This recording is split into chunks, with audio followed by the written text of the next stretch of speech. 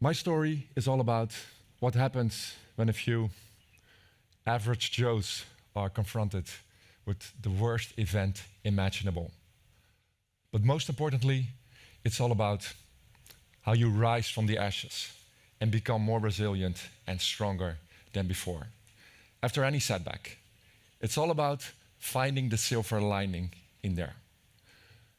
But before we get there, I would like to take you all first back to Paris, back to that night, back to that Friday the 13th, November 2015. We are at a rock show of the Eagles of Death Metal, an American rock and roll band. It's at this moment that my life would change forever.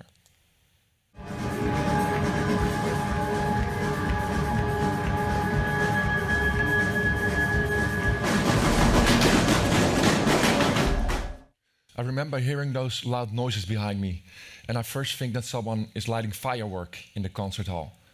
I'm turning over my shoulder. It was pitch black. I'm facing the stage again, and I'm laying on my back. And I'm not aware of the fact that I went laying on my back, but everyone around me did the same thing. Our reptilian brain, our instincts took over at that time. I'm laying on my back and I'm facing the entrance of the concert hall. On the left side you see t-shirts hanging, that's the merchandise stand. And on the right side you see a small fraction of the bar. It's at this spot where I see three men. Those men you see here behind me. And my first initial thought is they are police officers or security guards. Through my mind goes, is there maybe a big brawl? Did I miss something? Because those shots that had just been fired, I did not recognize them as shots at this time. I see that they are carrying a gun, which is a bit odd at a concert, of course. But then they are pointing their Kalashnikov again at the crowd and also at the spot where I'm laying, and they start shooting again. Within seconds, I see people getting hit right beside me. People who die instantly. My instinct is telling me at that time, you will die here. I know what it's like when the system goes on in your brain, that you know that death is near. I became very calm, but also very alert and extremely sharp. My life flashes before my eyes, like in this wave of water, everything I can remember. It's as if your brain is showing it to you for the very last time.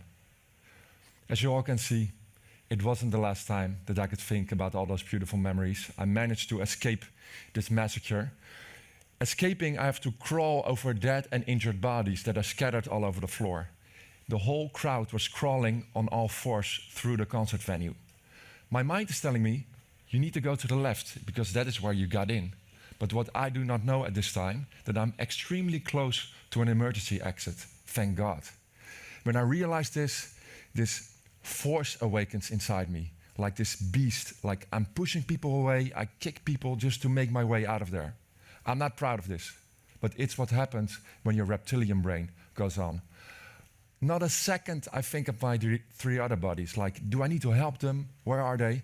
The only thing in my mind is, I need to get out of here, and it doesn't matter how I do it, but I'm gonna do it. And suddenly I'm outside in the streets of Paris, and I run as fast as I can. I call my mom straight away. I'm not a typical, like, mama's boy, but I just feel like I need to call my mom. We have a very brief phone call. I say, Mom, shots have been fired at the show I just was. I'm safe, but I'm gonna look for, I need to go indoors somewhere. So I keep on running through the streets of Paris, no idea where to go. In the distance, I see a bar with people. I just want to be around people. I don't know why. 5 and 6 other guys also ran into this bar together with me, and we run straight into the kitchen. Well, imagine this, it's a Friday night in Paris, busy bar. Those chefs are like, what the hell is happening here? They're like kicking us out of the kitchen.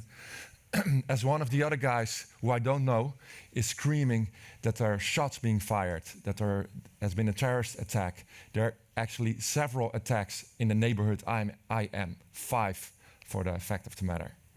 The owner of the bar turns off all the lights and closes the doors to not draw the attention of outside. And I remember standing there and I just start crying. Like, it's the moment I feel just a little bit safe, that's the moment I break.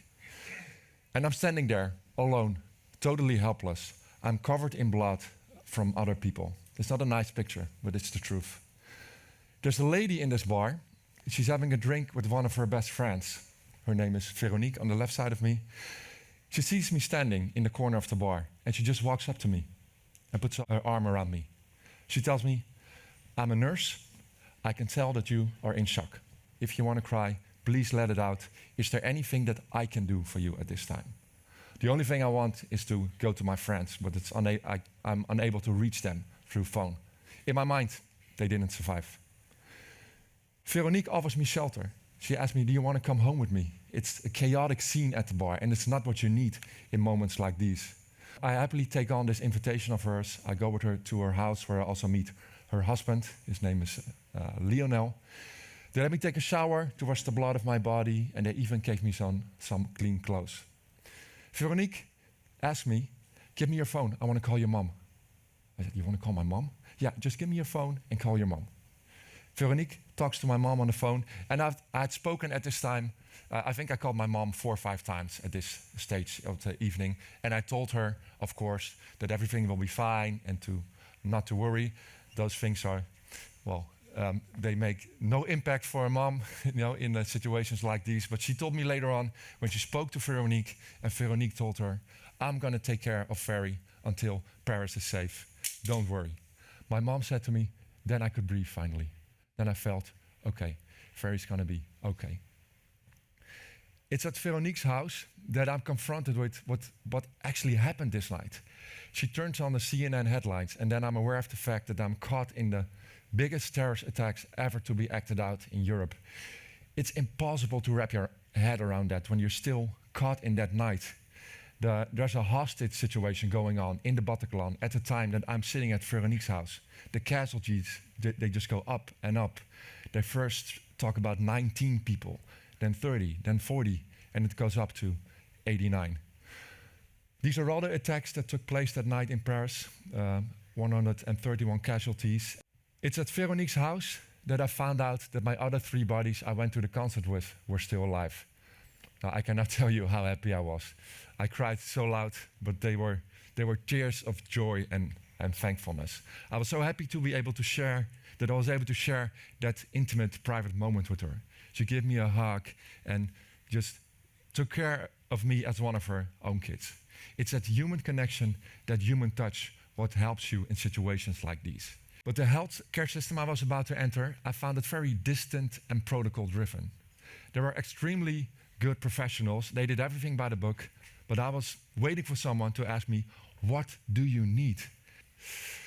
2 examples of healthcare professionals that dare to work around protocols and guidelines, and that gave me the help I needed. The first one is my family doctor.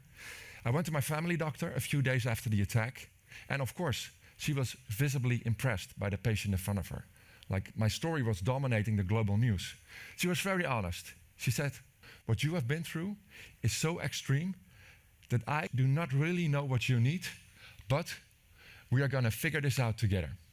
I thought, those are words of someone who knows what she's doing, and she's going to help me. Then she scribbles something on a piece of paper. Here, my private number.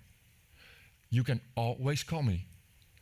I was a physical therapist at the time. I thought, a healthcare professional giving out her private number to a patient? That's not feasible. But she found the situation to be so unique that she decided to do what I'm sure she has been taught back in the days at the university to never to do so, to get involved with your patients. But she felt, this situation is so unique, I'm going to give this man my private number. I never called her, but it gave me so much trust, the fact that I had her number. If I'm ever going to have an anxiety attack in the middle of the night, I can always call her. Another example. A few days after the attack, I had to report what I've been through at the police station in Rotterdam to a law enforcement officer. This was way too intense. I had to recall the whole experience from A to Z. I wasn't doing well. I was screaming inside. The officer had taken down my statement. He had eyes for that. He noticed I wasn't doing well. He stopped typing and he just looked at me. Are you okay? I didn't answer his question. He stood up, walked up to me and gave me a big hug. I started crying and I saw his eyes turn watery too. He said, do you want to stop? Do you want to continue another day? I said, no, I'm good. Let's finish this. The remaining part of my statement came natural, as if I was talking to a family member. He connected with me. Those are two examples of healthcare professionals that dare to work around medical protocols and guidelines, but also they put some of that human touch in the work that they did. Of course, they have a protocol that they need to follow, but they also looked at the person in front of them. What is it what he or she needs? It doesn't matter what kind of work you do, you can always put some of that human touch in the line of work that you do. Just imagine if that patient, that client, or that student you're trying to help is someone you love. And there's your answer on how to do that. Now for something totally different. I believe that very few people are born evil. There are exceptions, obviously. But I was very curious about the stories behind the terrorists who were shooting at me. One of the attackers, there was a lot of information about him to be found. His name is Sami Amimour. He turned out to be a kid who was brought up in a very wealthy Muslim family in Paris. In my mind, all these terrorists, they all came from Syria or Afghanistan. They had a bad life, and that's why they did this. Not him. He had a beautiful life. His father was a movie maker who took him all over the world. He spoke 5 languages. And still, he decided to join the Islamic State. His parents found out it's because he was brainwashed by videos online. They looked in his computer history, and he was like for 8 hours a day just watching videos of the Islamic State. Sami, when he's 25 years old, he fleds the country and he goes to Syria and he joins the IS. He's almost unrecognizable, right? It's the same guy you just saw on the previous photo.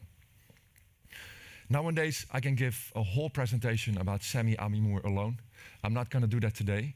But the reason why that is because I became friends with his family. A documentary was made about a contact I have with his father. I'm going to show you just a very short clip of that documentary.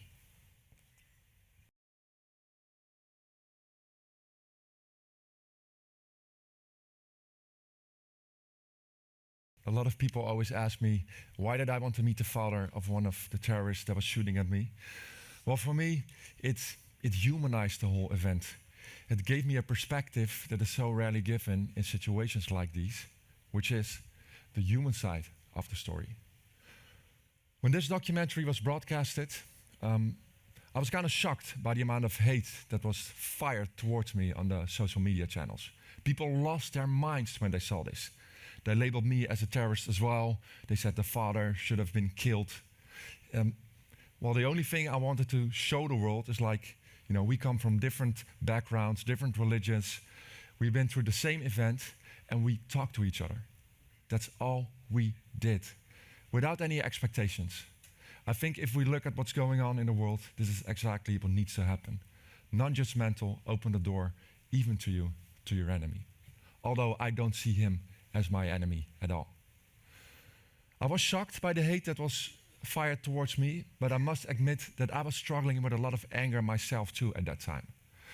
I must tell you a little bit about the person I was before the attack. If things weren't going well in my life, if I would have any setback, I would always blame the world. Like, oh, look what's happening to me. Poor Ferry. I was always playing the victim card. And now I'd also experienced a terrorist attack. So a lot of people in my surroundings were afraid of, oh, let's hope he's not going down the downward spiral of negativity.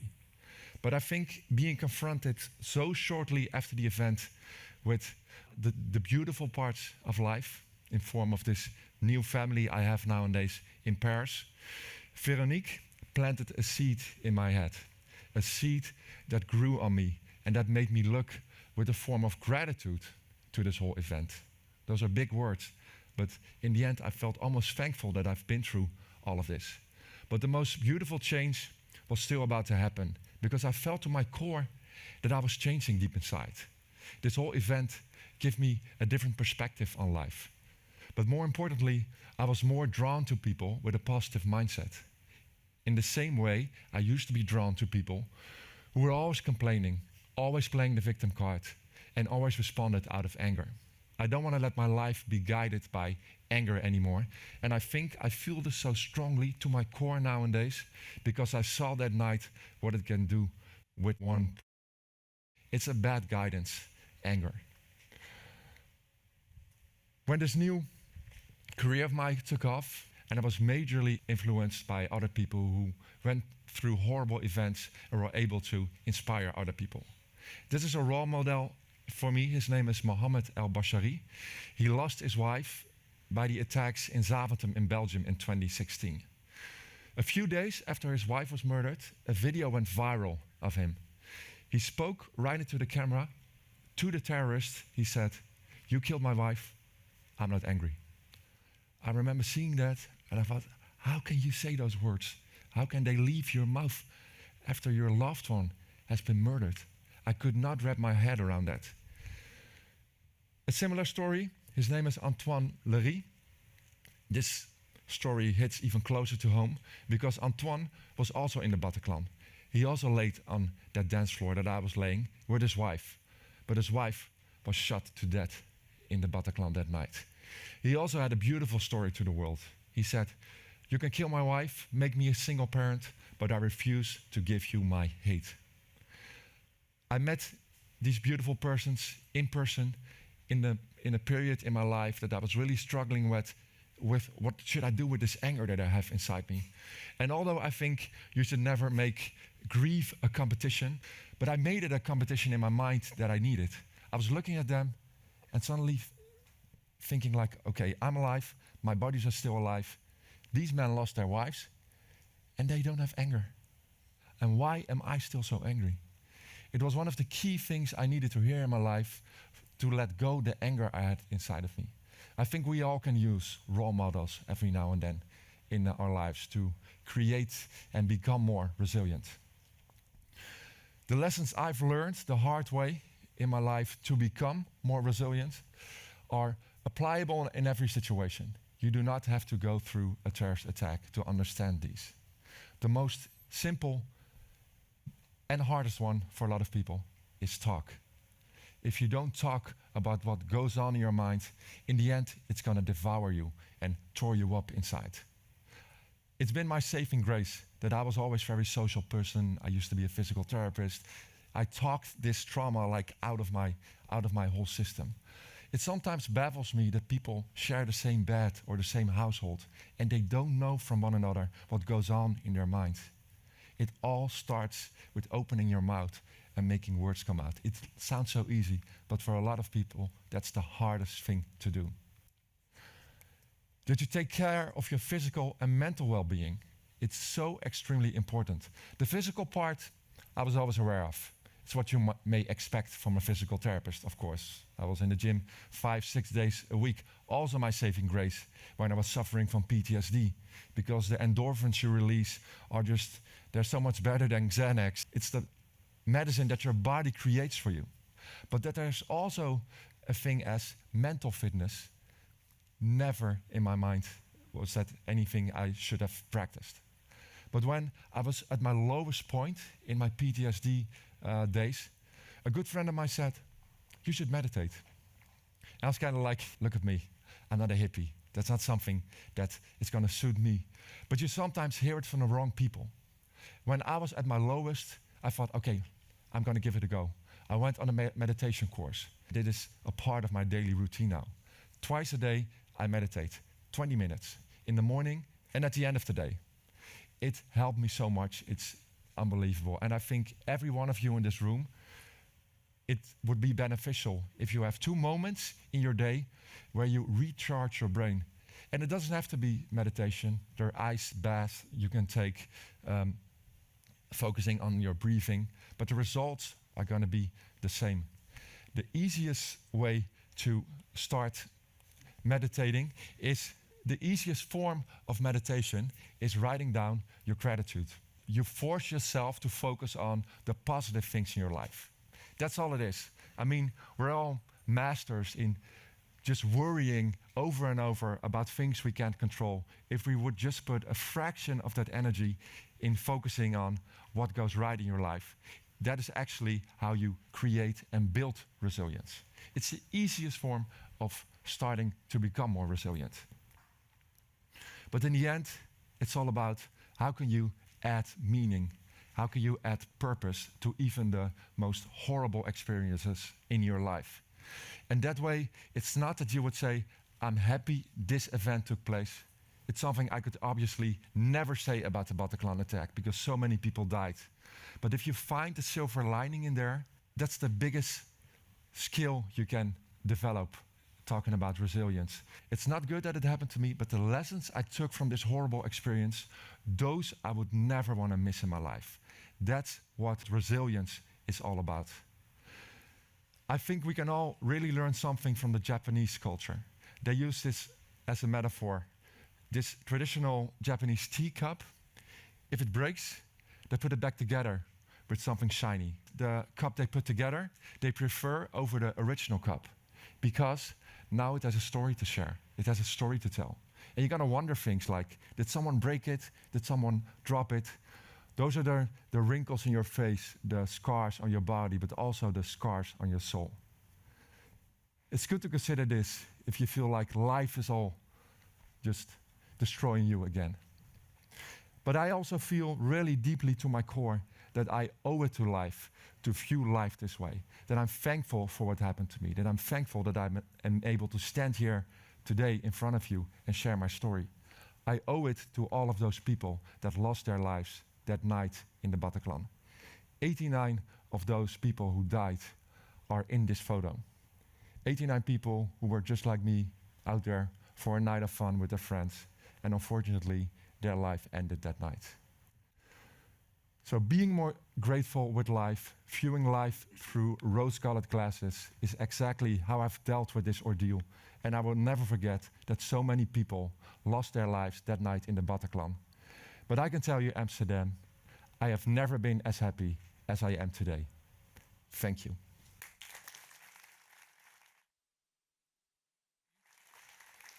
Thank you for your story.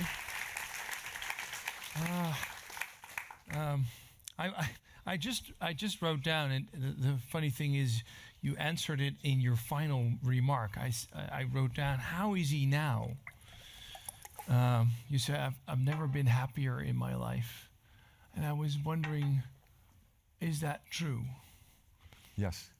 Why? I'm more thankful. Mm-hmm. It's really because I started to practice gratitude. Mm-hmm. It forces you to find the positives in your life. Right. And that made me, it's so simple, but that made me a happier person in the end. Like I worry less. Do you still have anxiety, PTSD, etc., kind of stuff around? I would say that maybe there's a 10% fraction still in me, but I think everything you go through in life, there will always be a fragment of that. And I think sometimes we try to chase like 100%, and that's not feasible. No. I think it's normal that there are situations in life that this gets back to me again, and I feel like, oh, I'm back at that PTSD. But I have this whole box of tools now how to deal with that, and that's what changed me in the end, I think. Right. Like meditating, writing, be more thankful. Do you still go to concerts? A lot, yeah. Really? Last week, not to Swift not to say no, we know that, right? Yeah. But yeah, and know when you enter a concert hall, you don't think about 10 years back? No, the first time definitely, but yeah, this is maybe hard to believe, but 5 days after the attack, I went to a concert. Because I had bought a ticket, and it's not that I didn't want to lose the money, but I thought, okay, I know I'm not gonna, this is not gonna happen again. It's like winning the lottery twice, but you can tell yourself that, but it's better to experience. Right. So the first time, of course, sweaty hands like now, checking the emergency exits. Right. But now when I go to a concert, I don't even connect those dots anymore. Right.